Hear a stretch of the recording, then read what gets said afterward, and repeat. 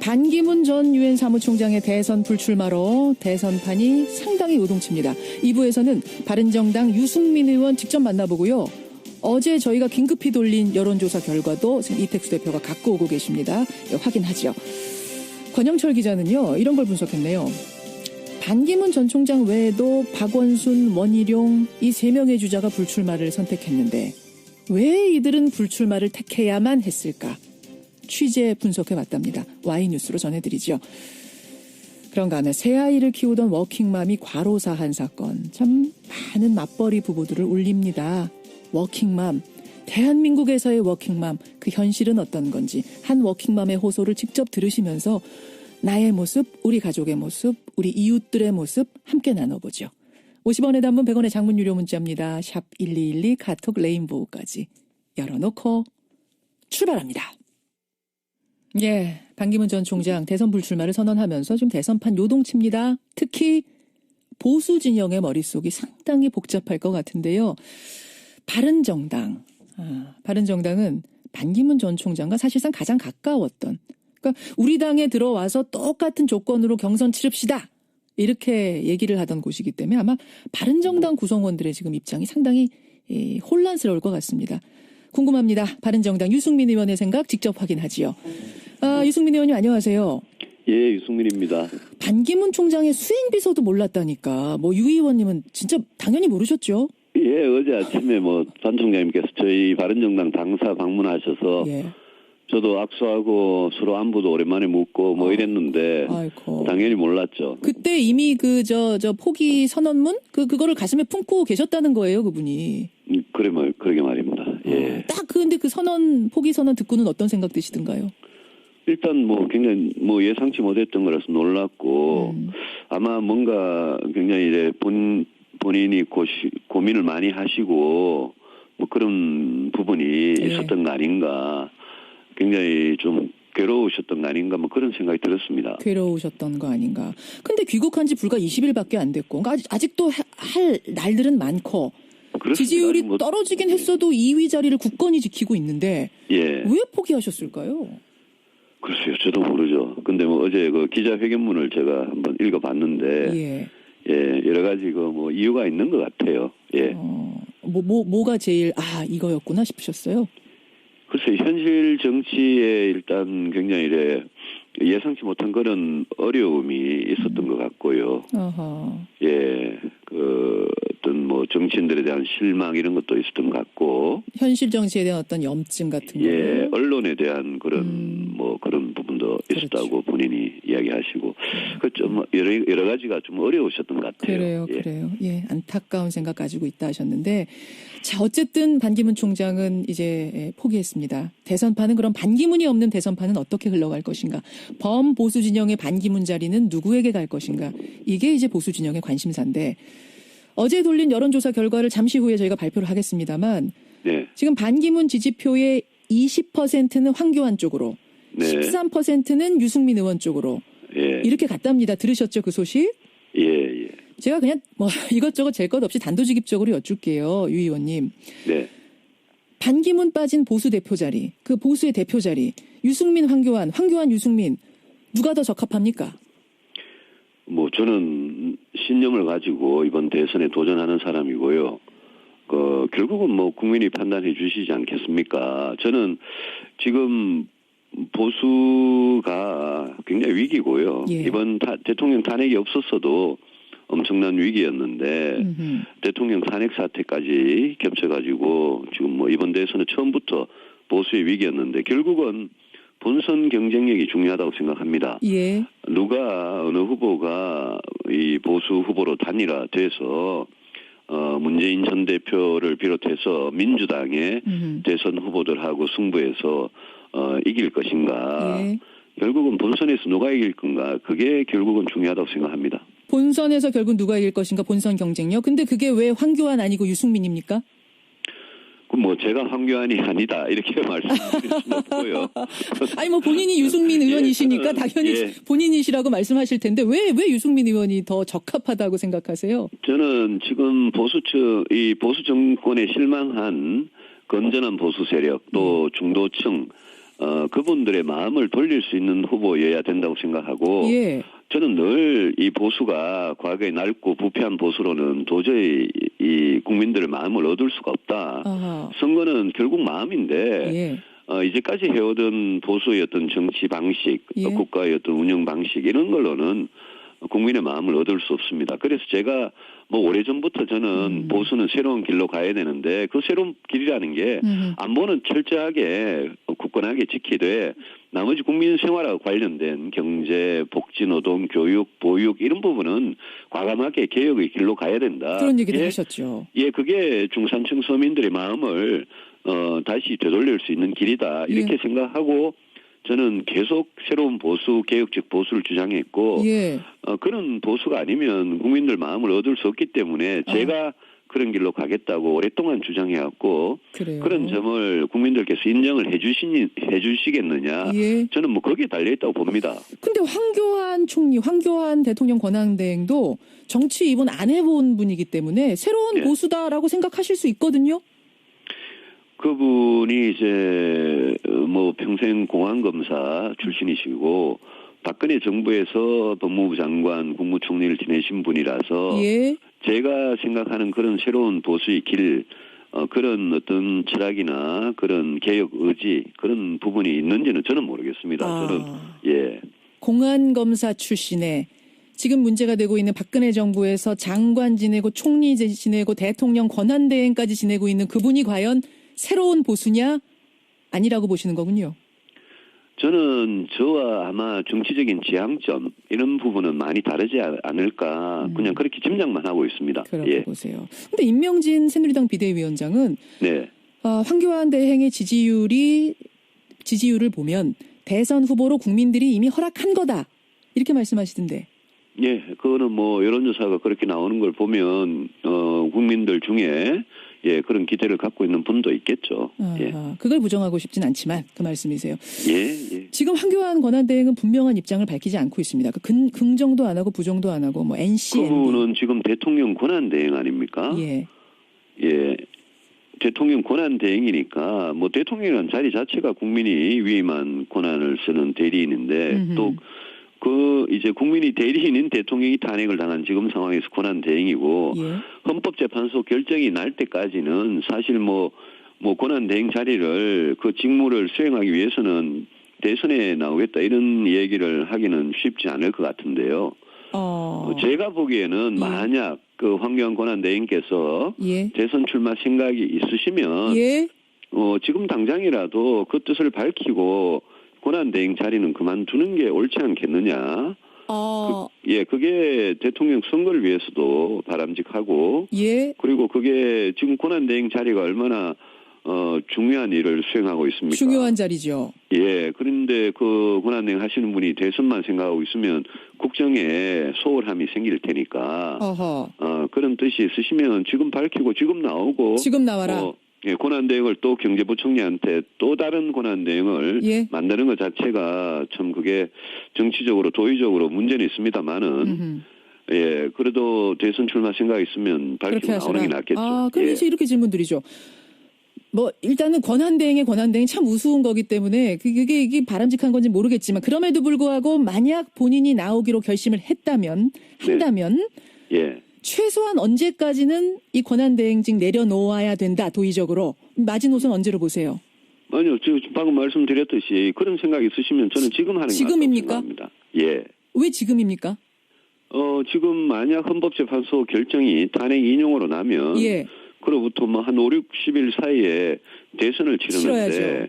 아니 국민들 입장에서는 어떤 대선 후보든 충분히 그 정책이나 능력 도덕성 이런 부분을 충분히 검증하고 예. 대선을 치르기를 원하는 거 아닙니까? 알겠습니다. 그러니까 빨리 뜻이 있으면 빨리 그만두고 나오는 게 맞겠죠. 지금 안 나오면 그거는 국민 우롱하는 거다 뭐 이렇게 보시는 거예요. 그렇게까지 제가 말씀드리지는 않겠습니다만. 국민들은 그렇게 느낄 수도 있습니다. 사실은 너무 짧기 때문에. 네. 유승민 의원 바른정당 만나고 있습니다. 그나저나 두 번째 공약 발표하셨더라고요. 예. 퇴근 후 돌발노동 방지를 골자로 한 칼퇴근법. 돌발노동 방지뿐만 아니라 이 야근이나 주말 근무 이런 것을 아주 강력하게 뭐 완전히 금지하는 건 아닙니다만은 그런 걸 못하게 하는 그런 칼퇴근법 그걸 제가 아이 키우고 싶은 나라의 2호 공약으로 어제 발표했습니다. 칼퇴근법 굉장히 흥미롭더라고요. 보니까 예. 퇴근 후에 그러니까 카톡 같은 거 SNS 통해서 뭐 지시하고 이러는 걸 못하게 하는 겁니까? 좀 구체적으로. 그거는 이제 돌발노동 부분이고요. 예. 그거 말고도 예컨대 밤 12시에 퇴근을 했는데 예. 그다음날 아침 7시나 8시에 출근을 해야 되는 그런 식의 회사 근무는 그거는 뭐 아이 키우고 싶은 나라 또 가정의 행복 이런데 절대 바람직하지 않기 때문에 최소 휴식 시간이라는 거를 보장을 하려고 그럽니다. 최소 휴식 시간 몇 시간으로요? 11시간. 11시간은 보장해 줘야 된다. 예. 퇴근 후에. 예. 그거 이제 규정으로 만든다는 것이죠. 그리고 1년 지금은 일주일 단위의 최소 근로시간, 초과 근로시간에 대한 제한이 있는데요. 그렇죠. 그 초과 근로시간에 대한 제한을 일주일 단위 현행 그걸 그대로 두고 또 1년 단위로도 제한을 해서 1년 전체적으로 365일 동안 초과 근로를 너무 많이 하지 않도록 그래서 야근을 대폭 줄여나가도록 그런 법안인데 이 법안이 저는 제가 먼저 발의한 육아휴직 3년법과 이 결합이 돼서 예. 결국 저출산 문제를 해결하려면 이런 획기적인 이런 쪽으로 나아가지 않으면 저출산 문제 해결할 수 없다. 예. 그런 문제의식에서 출발한 겁니다. 그런 거군요. 근데 이게 참 뭐 이상적입니다. 참 듣기 좋습니다만 이게 우리 현실에 가능할까요? 그런데요. 지금 우리 현실을 아이 하나든 둘이든 낳아가지고 뭐 노부모님한테 애를 맡기든지 퇴근 시간 이후에 보육시설에 맡기기도 진짜 어려운데 그렇게 사람을 쓰든지 이러면서 허덕허덕거리면서 시간도 없이 경제적 부담은 부담대로 지면 지금 현실을 그대로 놔두면 예. 우리는 인구가 소멸되는 국가로 가버립니다. 그거는 뭐 대한민국이나 나라가 없어지는 거기 때문에 예. 그거를 현실적이라고 생각하면서 제가 제안한 이런 획기적인 방안을 비현실적이라고 그렇게 이야기하면 영원히 저출산 문제는 해결할 수가 없습니다. 그런 발상이시군요. 알겠습니다. 예. 유승민 의원. 대선 후보 가운데 내가 유일한 경제 전문가다. 항상 자부하고 계시는데. 네. 근데 이제 일각에서는 지금 제시하는 공약들 놓고 요거는 좌파 공약이다. 뭐 보수 쪽에서 이렇게 비판도 있고. 또 경제 전문가라고 하면서 왜 성장에 대한 얘기는 안 하느냐. 예. 복지에 대한 얘기만 하느냐 이런 비판도 있더라고요. 어떻게 답하시겠습니까? 성장에 대한 이야기는 제가 작년부터 계속 해오고 있고요. 오래전부터 해왔고 혁신성장이라고 재벌 주도의 성장 시대는 이제는 끝났다. 이제는 혁신적인 중소기업과 창업기업 그런 걸로 성장의 승부를 볼 수밖에 없다. 그렇게 하기 위해서는 우리 경제를 일단 경제 정의부터 바로 세우면서 중소기업, 창업기업 쪽으로 국가가 지원하는 그런 쪽으로 가야 된다라고 계속 주장해 왔고요. 다음 주에 또 혁신성장의 구체적인 그림을 밝힐 생각입니다. 그리고 좌파다 뭐 진보다 이렇게 말하는 거는 저는 뭐 조금도 동의할 수 없는 게 방금 제가 말씀드린 육아휴직 3년이나 칼퇴근이나 또 제가 평소에 이야기하는 복지, 노동, 교육, 보육 이런 쪽의 이 정책들, 재벌개혁 정책들 이런 부분들은 대한민국을 완전히 새롭게 다시 뛰게 하기 위해서는 그런 정책들을 쓰지 않으면 안 될 정도로 지금 우리나라 상황이 양극화, 불평등 이런 게 심각하고 또 저성장, 저출산 문제도 심각하지 않습니까? 그런 걸 해결하기 위해서 옳은 정책을 하는 것을 뭐 좌파다, 진보다 이런 식으로 기존에 아주 수십 년 된 낡은 그런 보수의 관점에서 본다면 그거는 나라의 문제를 해결할 수가 없습니다. 알겠습니다. 좌냐 우냐 그 문제 아니라는 답변. 여기까지 오늘은 확인을 하죠. 유승민 의원님 고맙습니다. 예, 고맙습니다. 바른정당 유승민 의원이었습니다.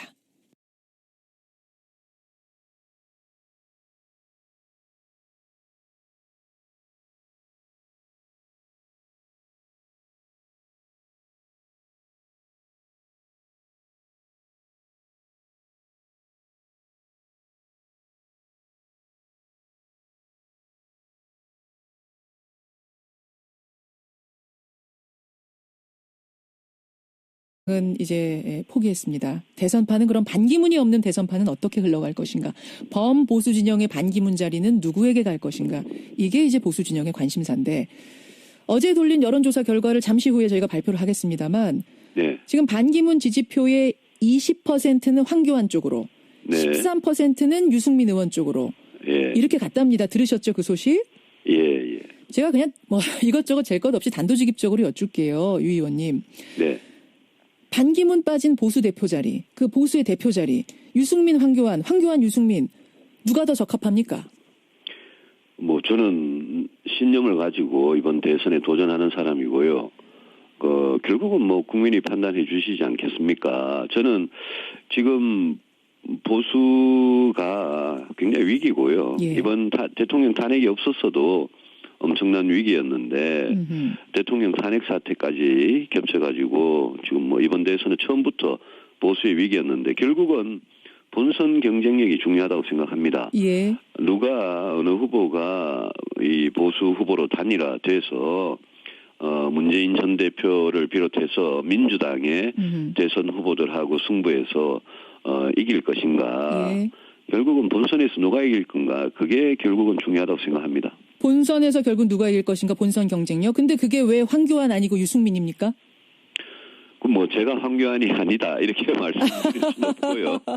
아니 뭐 본인이 유승민 의원이시니까 예, 당연히 본인이시라고 말씀하실 텐데 왜 유승민 의원이 더 적합하다고 생각하세요? 저는 지금 이 보수 정권에 실망한 건전한 보수 세력 또 중도층 그분들의 마음을 돌릴 수 있는 후보여야 된다고 생각하고 예. 저는 늘 이 보수가 과거에 낡고 부패한 보수로는 도저히 이 국민들의 마음을 얻을 수가 없다. 아하. 선거는 결국 마음인데 이제까지 해오던 보수의 어떤 정치 방식, 국가의 어떤 운영 방식 이런 걸로는 국민의 본인이 고민을 많이 하시고 뭐 그런 부분이 있었던 거 아닌가. 굉장히 좀 괴로우셨던 거 아닌가 뭐 그런 생각이 들었습니다. 괴로우셨던 거 아닌가. 근데 귀국한 지 불과 20일밖에 안 됐고 아직도 할 날들은 많고 그렇습니다. 지지율이 뭐, 떨어지긴 했어도 2위 자리를 굳건히 지키고 있는데 왜 포기하셨을까요? 글쎄요. 저도 모르죠. 근데 뭐 어제 그 기자회견문을 제가 한번 읽어봤는데 여러 가지 뭐 이유가 있는 것 같아요. 예. 뭐가 제일 이거였구나 싶으셨어요? 글쎄 현실 정치에 일단 굉장히 예상치 못한 그런 어려움이 있었던 것 같고요. 어떤 뭐 정치인들에 대한 실망 이런 것도 있었던 것 같고. 현실 정치에 대한 어떤 염증 같은 거. 언론에 대한 그런 그런 부분도 있었다고 본인이 이야기하시고 좀 여러 가지가 좀 어려우셨던 것 같아요. 그래요. 예, 안타까운 생각 가지고 있다 하셨는데 자 어쨌든 반기문 전 유엔 사무총장의 대선 불출마로 대선판이 상당히 요동칩니다. 2부에서는 바른정당 유승민 의원 직접 만나보고요. 어제 저희가 긴급히 돌린 여론조사 결과도 지금 이택수 대표가 갖고 오고 계십니다. 확인하죠. 권영철 기자는요. 이런 걸 분석했네요. 반기문 전 총장 외에도 박원순, 원희룡 이 3명의 주자가 불출마를 선택했는데 왜 이들은 불출마를 택해야만 했을까? 취재 분석해봤답니다. Y뉴스로 전해드리죠. 그런가 하면 새 아이를 키우던 워킹맘이 과로사한 사건. 참 많은 맞벌이 부부들을 울립니다. 워킹맘. 대한민국에서의 워킹맘. 그 현실은 어떤 건지 한 워킹맘의 호소를 직접 들으시면서 나의 모습, 우리 가족의 모습, 우리 이웃들의 모습 함께 나눠보죠. 50원의 단문 100원의 장문 유료 문자입니다. 샵 1212 카톡 레인보우까지 열어놓고 출발합니다. 반기문 전 총장 대선 불출마를 선언하면서 지금 대선판 요동칩니다. 특히 보수 진영의 머릿속이 상당히 복잡할 것 같은데요. 바른정당은 반기문 전 총장과 사실상 가장 가까웠던 그러니까 우리 당에 들어와서 똑같은 조건으로 경선 치릅시다. 이렇게 얘기를 하던 곳이기 때문에 아마 바른정당 구성원들의 지금 입장이 상당히 혼란스러울 것 같습니다. 궁금합니다. 바른정당 유승민 의원의 생각 직접 확인하지요. 유승민 의원님 안녕하세요. 예, 유승민입니다. 반기문 총장의 수행비서도 몰랐다니까. 유 의원님은 진짜 당연히 모르셨죠? 예, 어제 아침에 반 총장님께서 저희 바른정당 당사 방문하셔서 저도 악수하고 서로 안부도 오랜만에 묻고 이랬는데 아이고. 당연히 몰랐죠. 그때 이미 저 포기 선언문 그거를 가슴에 품고 계셨다는 거예요, 그분이. 그러게 말입니다. 예. 딱 근데 그 포기 선언 듣고는 어떤 생각 드시던가요? 일단 굉장히 예상치 못했던 거라서 놀랐고 아마 뭔가 굉장히